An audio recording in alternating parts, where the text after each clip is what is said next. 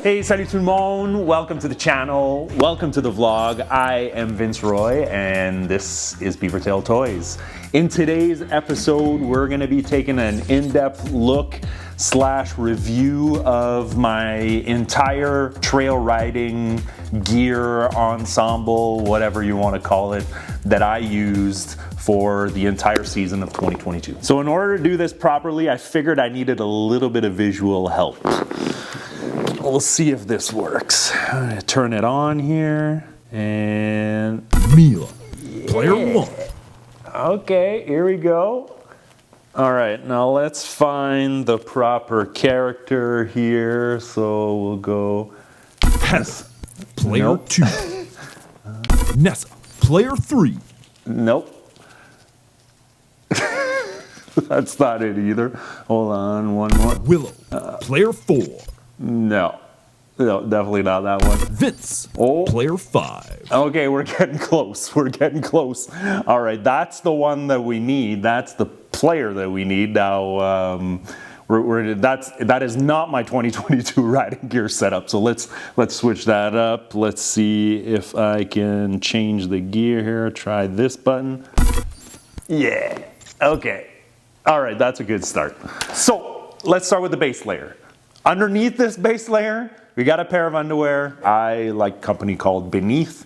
It's spelled B-N, the number 3, then T-H. It's one of the pocket style ones for the boys. Keeps them warm. An important thing there to consider is, and something that I like about these is that they're merino wool. It's a boxer brief. It's moisture wicking.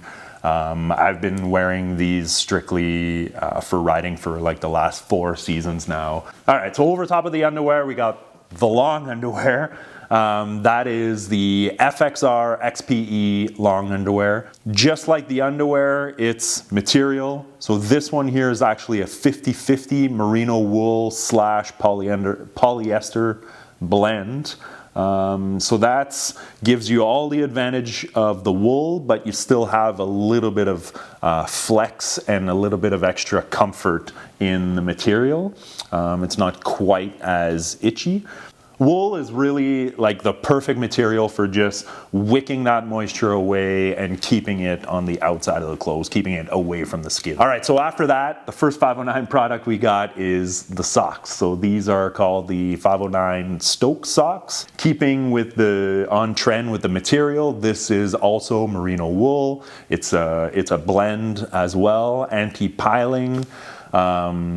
Really perfect balance between, you know, comfort and warmth, moisture wicking, same as everything else. They're nice and long. They go basically all the way to the knee, as you can see here, which is great because it never falls down. They stay up. One other added benefit to these socks is kind of the elastic around the arch section and also how they're formed. You know, they are perfectly formed for your foot, so that adds for comfort. And then the elastic band prevents them from slipping off. All right, so let's get this next layer here. I think it's this, but yeah, okay. So base layer here, pants. I'm looking for something comfortable and warm. It's up to you what you guys use. I like something in a blend here as well, but maybe more of a cotton polyester blend. Something comfortable, something that can move easily. So I like to use a Lululemon pant here. Then next layer up top, same thing here, cotton polyester blend, doesn't matter.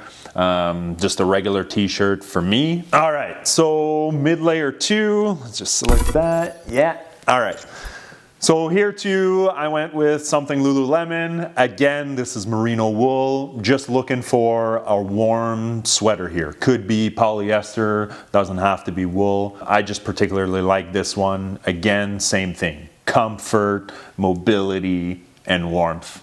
All in one. I love this sweater. It's pretty much the only time I wear it is when I go sledding. Okay, next up here is Yes, the jacket. All right, so the FXR jacket, this is kind of a, sometimes I use, sometimes I don't, depends how cold it is on the day. But basically this is a warmth layer only. This is an FXR jacket that I've had now for like 5 or 6 years. It's held up beautifully. I love this jacket. This one here is 100% polyester. It's a great jacket. Not much to say. All right, enough with the old stuff. Let's get to the new stuff that we want to review. Before that, I do want to preface this by saying that in late 2021, if you remember, we were right in the thick of the supply chain issues. So my intent was to purchase a whole 509 setup with the goal of reviewing it at the end of the season. It didn't quite go as planned. I wasn't able to order exactly what I wanted. That being said, the boots mainly, for one, they had no boots in stock or available, whether I waited like 2 months. I think I ordered it in early November, and eventually I had to cancel my order. And so I picked up basically the exact boot that I wanted to buy on a 509 version, but I bought the FXR equivalent. So let's see those here. Yeah, there they go. So what do we got here? We got the FXR Backshift 2 boots. First off, very warm, very comfortable. They have this faux fur kind of liner on the top and on the sides, which make it very comfortable. I find that the boot itself has just the perfect amount of support for the type of riding that I do. So I'm doing mainly, I'll say 90% trail riding. This boot is stiff enough to have that support when you're going hard in the trails and you're really leaning into the corners and that kind of thing, but not too stiff where when you're just walking around normally it seems like you're walking around with like a ski boot or something like that. If I had to nitpick, some of the issues would be the BOA system. I find it a little bit slow. This particular boot has one BOA ratchet. If I myself kind of cranking for a while, it would be much quicker to just tie it up with a lace. That being said, I don't know if it would be as good with a lace. So overall, I like the BOA. It's a little bit slow and I'm a little bit worried for longevity. It just seems like it could snap. It seems a little delicate, and then if it snaps, then what? What do you do with the boot, right? But outside of that, zero issues all season. Never had to use any hot packs or anything like that. Just an amazing boot overall. All right, after the boots, we've got the main suit. Let's move on to that one.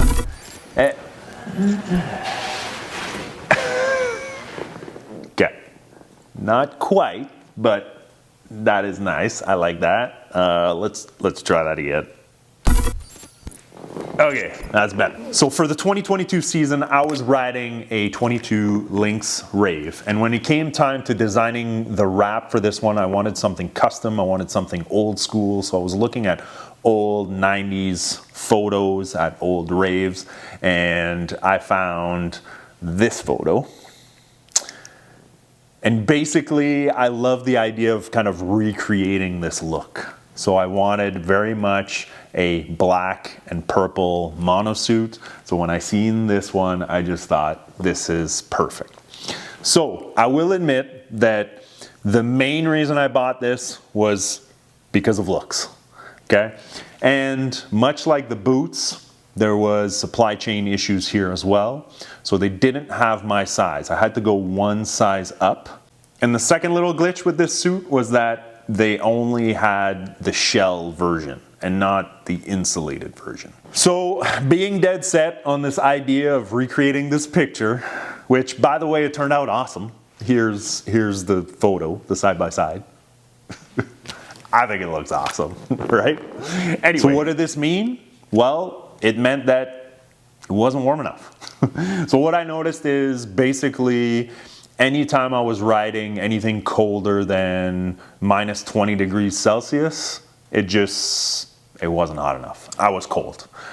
Even with all the layers that you've seen with the extra FXR jacket, I just would have needed that extra little layer of insulation, which they do offer, just didn't have in stock. So to be fair to 509, this suit wasn't really designed to be trail riding in cold conditions, you know, minus 20 or colder. This was made to be run in warmer conditions, maybe on the mountain when you're really moving and working. So to be fair to 509, it's not necessarily their fault that it wasn't warm enough. That being said, I still rode it all season long and it was fine. It did the job, but it just wasn't quite warm enough. There was really only one other negative thing about this suit, and I will say that it's a little challenging to get out of. Putting it on is very easy. Taking it off is a little bit challenging, and I think it has to do with the fact that the main zipper is kind of goes on an angle. If you see there, it's not straight down the middle, it's on an angle, which means that one arm is very easy to slide out and over your shoulder, but the other one is a little bit more challenging, and you got to pull the sleeve out, and you got to do this wiggle thing, and it's not great. So that'd be my main complaint. Other than that, obviously style, you can't beat it. 509's got great looking gear. I love the colors on it. The design is awesome. Great amount of pockets on there. Amazing waterproof zippers, great action, like they're smooth to operate. Got great Velcro around the wrists to seal that up. Everything around the feet and legs. So the curtain that's there has got the clip and the zippers there, snaps. Everything is high quality, top notch. This suit will last a really long time. Lastly, I'll say that I do really love the hood. I know some people would like to have maybe like a removable hood, but I enjoy the hood when I'm riding. It's not really an issue. And then when we pull over on the trail, if it's a little windy, I like to pull that up. I'm follically challenged, so having that hood is a little bit nice, so I love that as well. Next up, we got some gloves. Yeah, all right. When it came time to picking the gloves, couple of things. First off, I looked, what are the warmest gloves that they have to offer? These were not them. These are the 509 range insulated gloves. They do have one glove that would be probably considered warmer than this because it's got the heated option. I did not opt for those. I just wanted straightforward, regular insulated gloves. The look happened to be perfect, work with the photo that I wanted to do. These gloves have great dexterity, great style, comfort. I love how all the features on the glove can be accessed while wearing the gloves, right? So pulling the drawstring or adjusting the Velcro, very, very nice, can all be done and manipulated. So I really love that. So kind of like the monosuit, I gotta say the main issue with these gloves was they weren't quite warm enough. So that's just for me. A couple of caveats here as well. Being a YouTuber, videographer, when I'm on the trail, most of the time I've got my camera. When we're stopping, I'm pulling out the camera. To use the camera, the gloves have to come off. So oftentimes during the day, the gloves are coming on and off, and my hands are getting extra cold, and they're not having the chance to warm back up with these gloves. If I were to ride with these gloves just 100% all day without removing them, unless I'm stopped in a restaurant, would they be okay? I'm not 100% sure, right? It's hard to say. Obviously, I've got great hand warmers, got 2 brand new sleds. The palm is not the issue. Basically, where I would feel it would be in the extremities. So definitely the pinky, my whole pinky would get cold. The thumb on my left hand would also get cold. And then kind of the same on the other hand, kind of very tip extremities would get cold. Next up, let's move up to the balaclava. Select that.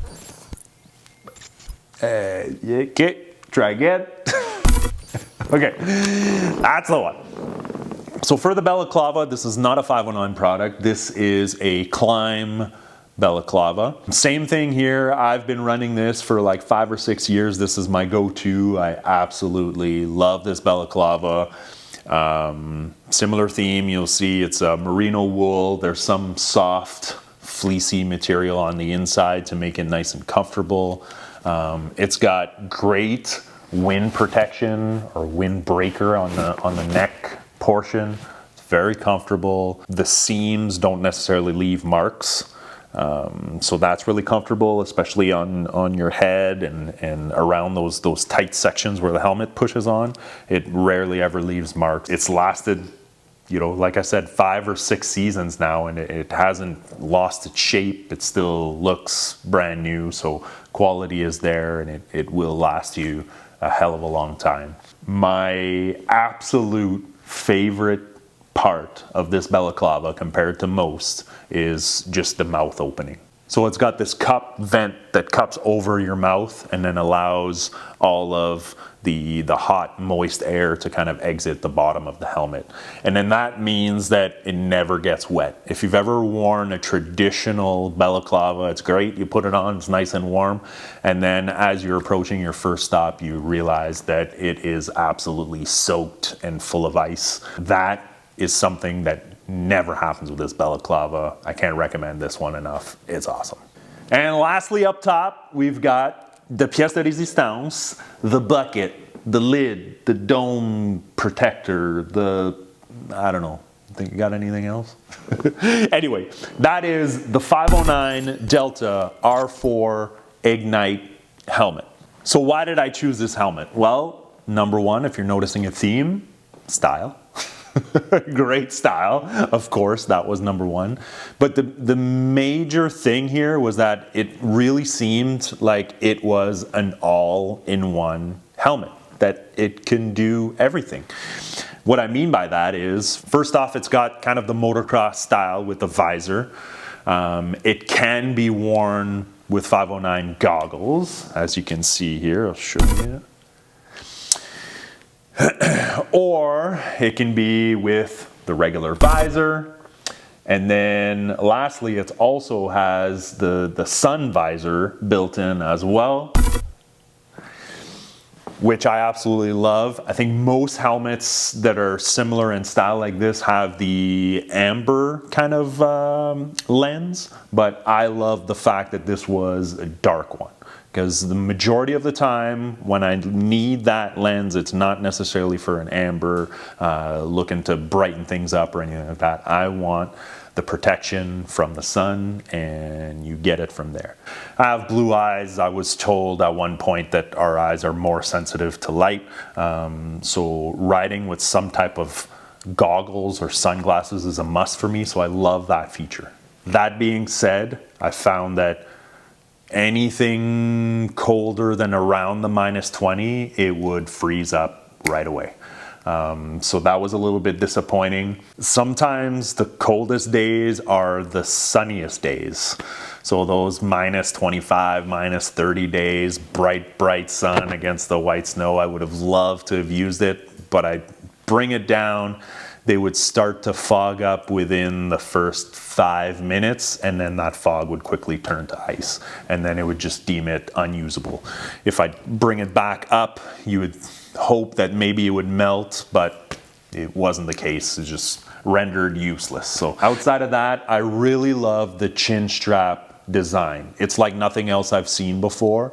It's a magnet style, and it's super easy to do up once you get the hang of it. That's the caveat there. It took me quite some time to get used to it, especially with gloves feeling around.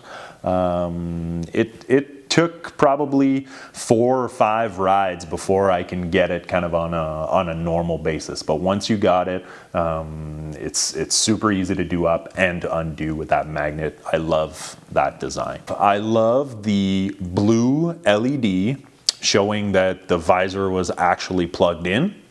What I found was when I'd be riding on the sled, I could look down into the gauge cluster and see the reflection of that blue LED, and then I knew if it was plugged in or not. Sometimes you're not sure when you're riding, and it's nice to have that peace of mind. And I found that the blue was a little bit brighter than traditional like green or something, so that made it easy to see in the reflection, so I did like that. Also, they did a really good job with the vents. They're very functional. That the main vent kind of on the top, very great at letting in that fresh air on those warm days. And then the vents themselves are easy to manipulate with gloves or with mitts. Now, it wasn't all sunshine and rainbows with this helmet. First off, when I got it out of the box, I will say one of the things I was a little bit surprised was that there was no GoPro mount. It's been kind of like a staple for all of the other 509 helmets that I've come across or seen. So I guess I just expected that it would have it. And for me, it's very useful, but it wasn't there. So that was a little bit disappointing. Secondly, when I was talking about the visor plug earlier and saying how I like the blue LED because I knew if it was plugged in or not, the reason that that's even brought up is that I found that the plug would slip out or unplug too much, quite a bit actually. I'll say that on most rides I found myself having to plug it back in 4 or 5 times in a day. And sometimes you could be riding for a while and then kind of all of a sudden you feel something on your leg, you look down and the cord's dangling there, and then you could easily lose the cord. I don't have to tell you guys of how much of a pain in the ass it is for that to happen. Outside of that, I will say that the modular portion of it doesn't open up very smoothly or all the way. So it opens up about half of the way normal, and then when you get it to that other half, it seems a little stiff, and then it's hard to kind of lock it up in place. So that whole design or motion of the modular part, I didn't love. It's not something that I use often, but I did find that anytime I did use it, I'd have a hard time kind of locking it up into place. So lastly, the issues I had were with the visor.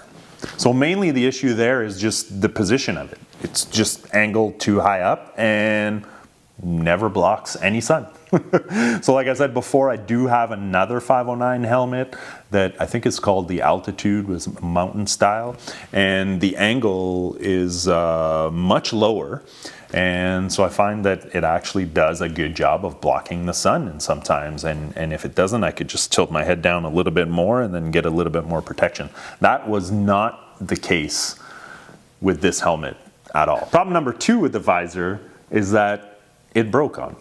So we're doing a promo shoot, and I was doing a lake pull, going pretty fast, probably somewhere between 170 or 180 kilometers an hour, when all of a sudden the visor broke, snapped up in a straight vertical position, and just whipped my head back, started pulling it back because I was going so fast.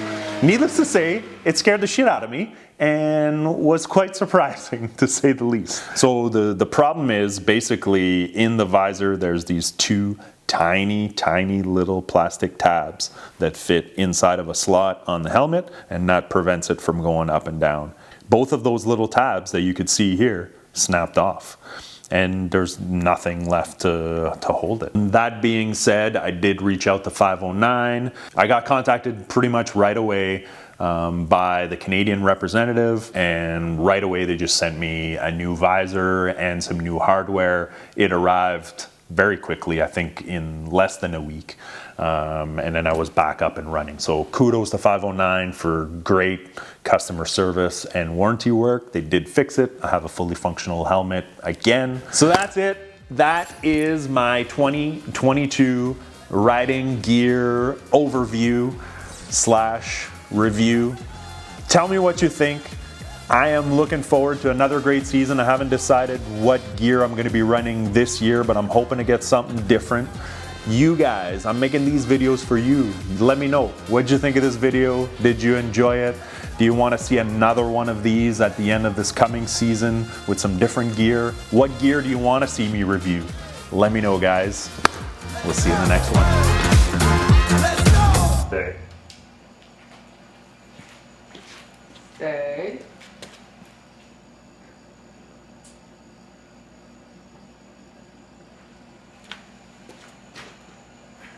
Good.